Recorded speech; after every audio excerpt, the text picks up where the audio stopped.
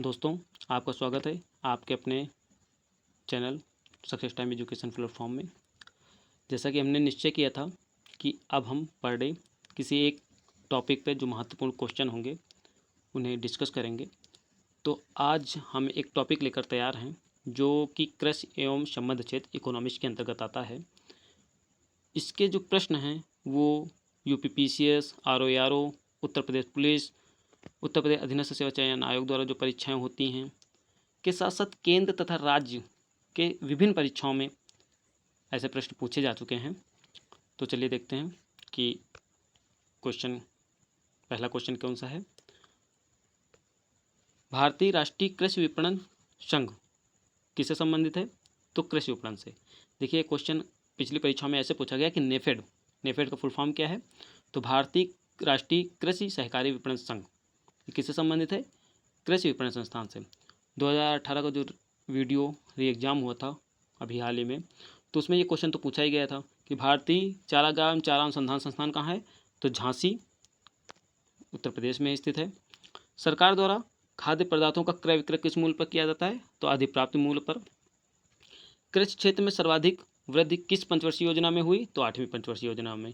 आप जानते हैं कि पेट में एक टॉपिक दिया हुआ है पंचवर्षीय योजनाएं, तो ऐसे क्वेश्चन पेट में भी आने की पूरी उम्मीद है कि कृषि क्षेत्र में सर्वाधिक वृद्धि किस पंचवर्षीय योजना में हुई? तो 8वीं पंचवर्षीय योजना में। अगला क्वेश्चन, खाद्यान्न की अधिप्राप्ति वितरण भंडार करने वाली जो नोडल एजेंसी है वो कौन सी है? तो एफसीआई, भारतीय खाद्य निगम। उत्तर प्रदेश कृषि अनुसंधान परिषद कहाँ स्थित है? तो लखनऊ में। देखिए जब उत्तर प्रदेश कृषि अनुसंधान परिषद के विषय में पूछेगा तो लखनऊ है। यहीं पे भारतीय कृषि अनुसंधान परिषद कह देगा तो आंसर होगा नई दिल्ली। ये महत्वपूर्ण क्वेश्चन है कि प्रथम खाद्य पुरस्कार, विश्व खाद्य पुरस्कार जो 1987 में भारत के कृषि वैज्ञानिक एवं हरित क्रांति के जनक प्रोफेसर MS स्वामीनाथन को प्रदान किया गया था। यहाँ से कई क्वेश्चन निकले कि भारत में हरित क्रांति के जनक कौन है? Professor MS Swaminathan. पहला विश्व खाद्य पुरस्कार कब दिया गया था? 1987 में MS स्वामीनाथन को ही।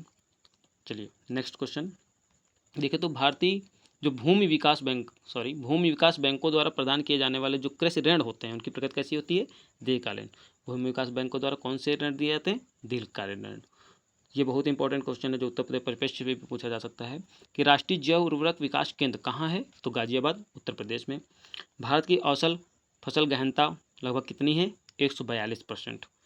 बहुत इंपॉर्टेंट क्वेश्चन कि न्यूनतम समर्थन मूल्य, कई परीक्षाओं में पूछा गया, इससे संबंधित कई क्वेश्चन पूछे जाते हैं कि न्यूनतम समर्थन मूल्य की अवधारणा किस सिफारिश की समिति पर लाई गई थी? तो लक्ष्मीकांत झा समिति। न्यूनतम समर्थन मूल्य कब आया था? तो 1965 में। हैंडबुक ऑफ एग्रीकल्चर किसके द्वारा प्रकाशित की जाती है? तो भारतीय कृषि अनुसंधान परिषद द्वारा। भारत सरकार के कृषि एवं सहकारिता विभाग द्वारा रेनफेड एरिया डेवलपमेंट कार्यक्रम कब शुरू किया गया था? 2012 में। जनसंख्या के दबाव, प्रचंड बेरोजगारी एवं भूजोत का छोटा आकार भारतीय कृषि की निम्न उत्पादकता के कारण है। देखिए इसमें एक शब्द आया है जो आपने देखा होगा कि प्रचंड बेरोजगारी। प्रचंड बेरोजगारी से कई क्वेश्चन पूछे गए हैं कि प्रचंड बेरोजगारी का संबंध किससे है, प्रचंड बेरोजगारी क्या है? तो मैं बता दूं कि प्रचंड बेरोजगारी का संबंध जो है कृषि से है। प्रचंड बेरोजगारी उसे कहते हैं जिसमें एक निश्चित कार्य में आवश्यकता से अधिक व्यक्ति कार्य कर रहे हों और उन व्यक्तियों को निकाल लेने से यदि उत्पादकता में कोई प्रभाव नहीं पड़ता है तो यह प्रचंड बेरोजगारी के अंतर्गत आता है। और प्रचंड बेरोजगारी का सर्वाधिक जो प्रभाव है वो कृषि में है। एक महत्वपूर्ण क्वेश्चन कि केंद्रीय खाद्य तकनीकी अनुसंधान संस्थान कहाँ है? तो मैसूर में है। चलिए अगला देखते हैं। भारतीय जो कृषि अर्थव्यवस्था में कृषि जो है वो प्राथमिक क्षेत्र के अंतर्गत आती है। जैसे कि हम बता दें कि जो हमारे यहाँ जो क्षेत्र हैं कृषि के अंतर्गत, जो हमारे अर्थव्यवस्था के क्षेत्र हैं वो 3 प्रकार के हैं: प्राथमिक क्षेत्र, द्वितीयक क्षेत्र और तृतीयक क्षेत्र। प्राथमिक क्षेत्र में प्रकृति से जो प्राथमिक उत्पादकता है वो प्राथमिक क्षेत्र के अंतर्गत आती है। विनिर्माण उद्योग धंधे द्वितीय क्षेत्र में आते हैं। सेवा तृतीय क्षेत्र में आती है। तो प्राथमिक क्षेत्र के अंतर्गत खेती, मत्स्य पालन, पशुपालन, बागवानी। और द्वितीय क्षेत्र में जैसे विनिर्माण, जैसे इंफ्रास्ट्रक्चर हो गया, रोड निर्माण हो गया, बिल्डिंग का निर्माण हो गया, ये जो होते हैं द्वितीय क्षेत्र के अंतर्गत आते हैं। जबकि तीसरे क्षेत्र में जो आपका सेवाएं आती हैं जैसे परिवहन, बैंकिंग, आपके जो ऑनलाइन सेक्टर्स हैं, अमेजॉन, फ्लिपकार्ट, ये सब क्या है, ये आपके तृतीय क्षेत्र के अंतर्गत हैं। एक एग्जाम्पल के तौर पे ले लें तो जैसे एक खेती है गन्ने की खेती, तो जो गन्ना है और उससे उत्पादित जो गुड़ है ये प्राथमिक क्षेत्र के अंतर्गत आता है, जबकि अगर गन्ने से चीनी बना दिया जाए तो द्वितीय क्षेत्र के अंतर्गत आता है, और उस चीनी को यदि बाजार मार्केट में व्यक्ति किसी भी कस्टमर तक उपलब्धता प्रस्तुत की जाए तो वो आपका तृतीय क्षेत्र के अंतर्गत आता है। चलिए नेक्स्ट क्वेश्चन की बात करते हैं। तो भारतीय संविधान में कृषि की किस सूची के अंतर्गत रखा गया है? देखिए हम जानते हैं कि भारतीय संविधान में जो अधिकार क्षेत्र 3 भागों में बांटा गया है, राज्य सूची, संघ सूची और समवर्ती सूची। तो राज्य सूची के वो सारे जो कार्य होते हैं जिन पर पूर्ण अधिकार राज्य का होता है वो राज्य सूची के अंतर्गत रखे जाते हैं, और कृषि राज्य सूची का विषय है। अगला, केंद्रीय बागवानी संस्थान कहाँ है? तो नागालैंड में है। कृषि मूल्य आयोग की स्थापना किस समिति की सिफारिश पे की गई थी? तो प्रोफेसर M.L. दंतवाला। आपको बता दें कि कृषि मूल्य आयोग की स्थापना जो है वो 1965 में की गई थी।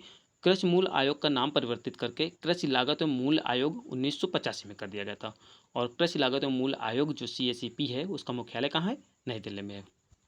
अगला क्वेश्चन जो महत्वपूर्ण है कि भारत में एग्रोलॉजिकल जोन जो हैं उनकी संख्या कितनी है? तो 20 है। भारत में सकल मूल्य वर्धन GVA में कृषि और उससे संबंधित क्षेत्र का अंशदान कितना है? तो 2020 और 21 की रिपोर्ट के अनुसार 20.2%। भारत के कृषि शाख के अंतर्गत स्रोत का जो घटता क्रम है, जो कृषि शाख में निर्माण में महत्वपूर्ण भूमिका अदा करता है, उसमें जो घटता हुआ क्रम है, तो सबसे पहले वाणिज्यिक बैंक, फिर सरकारी बैंक और फिर क्षेत्रीय ग्रामीण बैंक। अगला प्रश्न देखें तो कृषि लागत एवं मूल्य आयोग CAGP का न्यूनतम समर्थन मूल्य एक साल में कितनी बार प्रस्तुत किया जाता है? तो 2 बार, एक बार रबी की फसल में, दूसरा खरीफ की फसल में। राष्ट्रीय स्तर पर कृषि विपणन सहकारिताओं का जो शीर्ष संगठन होता है उसे नेफेड कहते हैं। तो कृषि विपणन सहकारिताओं के लिए जो शीर्ष संगठन बनाया गया है उसका नाम क्या है? नेफेड। भारत में कृषि श्रम शक्ति का प्रत्यक्ष जो रोजगार प्रदान करता है वो 60%, श्रम शक्ति का 60% जो रोजगार है वो कृषि के माध्यम से आता है। बजट 2023-24 की बात करें तो भारत सरकार ने संपूर्ण वित्त वर्ष हेतु कुल कृषि शाख वितरण का जो लक्ष्य है वो 20 लाख करोड़ रुपए निर्धारित किया है।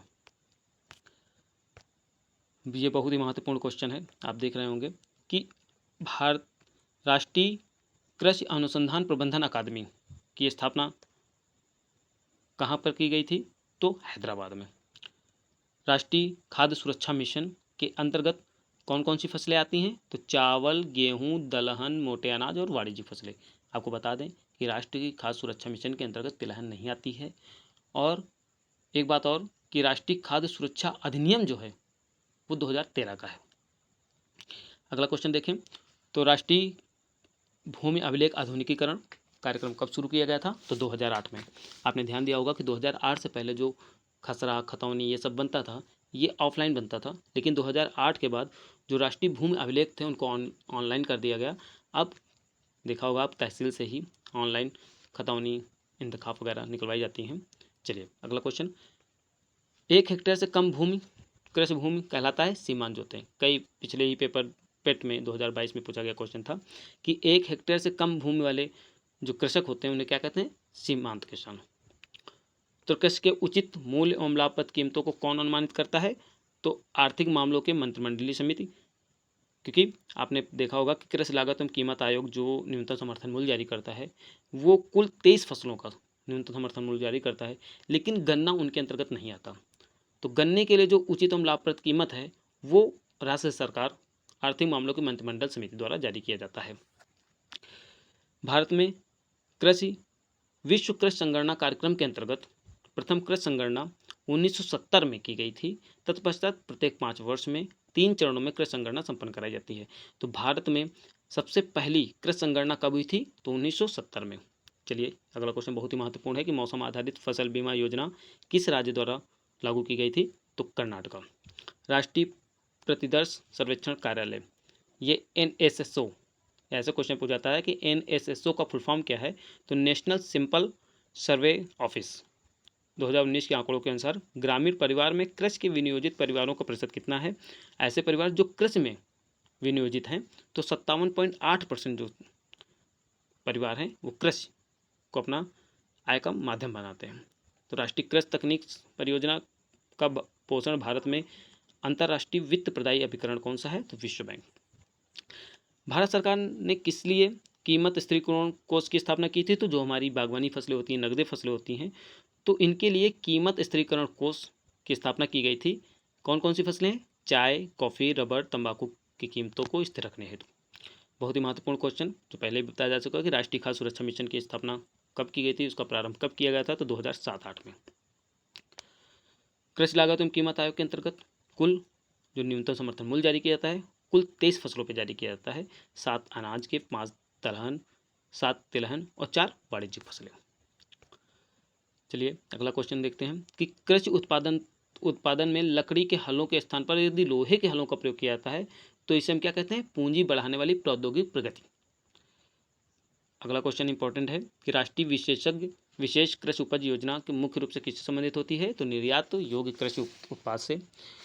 एक किसी निजी क्षेत्र में बैंक ने किसानों के लिए जो ई किसान धन ऐप प्रारंभ किया था तो कौन सी बैंक थी? HDFC। ये महत्वपूर्ण क्वेश्चन है कि एशिया का पहला मेगा फूड पार्क कहाँ स्थापित किया था?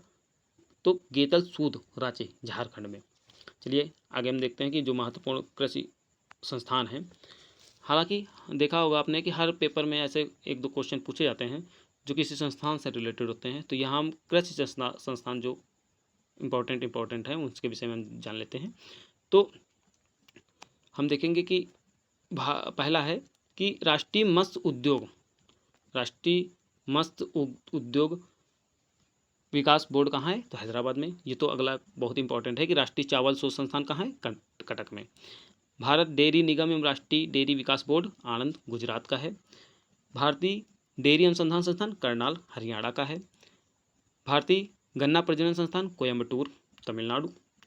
केंद्रीय कॉफी अनुसंधान संस्थान कुर्ग कर्नाटका। कॉफी अनुसंधान केंद्र चिकमंगलूर।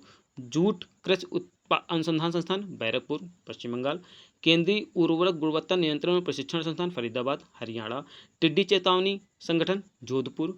कृषि विपणन एवं निरीक्षण निदेशालय फरीदाबाद। राष्ट्रीय पौध संरक्षण एवं प्रशिक्षण संस्थान हैदराबाद।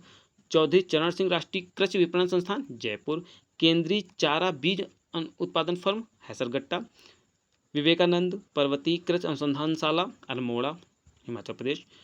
केंद्रीय द्वीपीय कृषि अनुसंधान संस्थान पोर्ट ब्लेयर। कृषि लघु किसान कृषि व्यापार संघ नई दिल्ली। ये बहुत इंपॉर्टेंट है कि पहले भी बताया जा चुका है। राष्ट्रीय जैव उर्वरक विकास केंद्र Ghaziabad Uttar Pradesh. Disease investigation laboratory जो है पुणे महाराष्ट्र। पशु स्वास्थ्य एवं पशु चिकित्सा जैविकी संस्थान कोलकाता। पशु चिकित्सा एवं जैव विज्ञान संस्थान बेंगलुरु।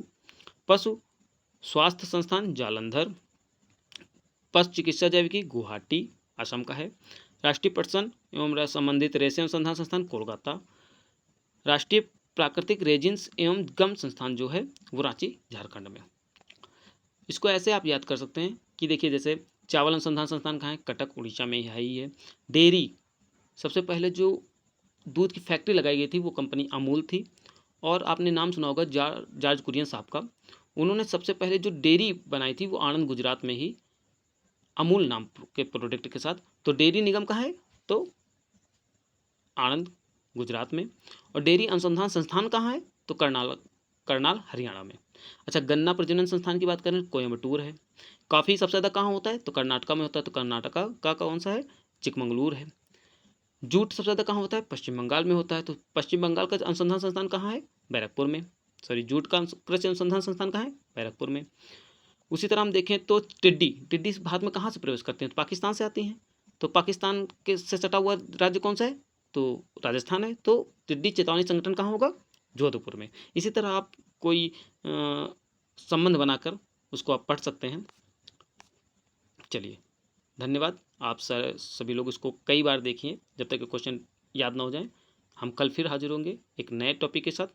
धन्यवाद।